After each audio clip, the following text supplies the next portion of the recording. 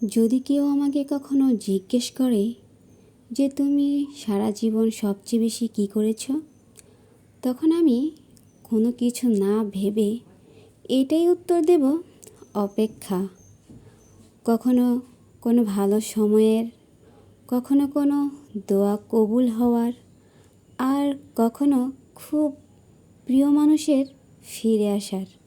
অপেক্ষা অপেক্ষা করব, কিন্তু আর প্রকাশ করব না।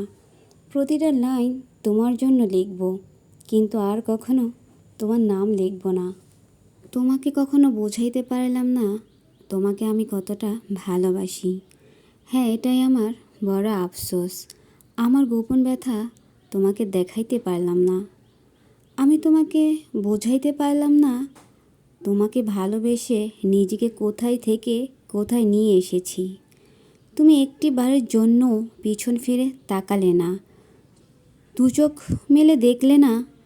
এই যে তোমাকে পাইলাম না, আমি অবুঝ শিশুর মতো কেঁদে বুক ভাসাইলাম।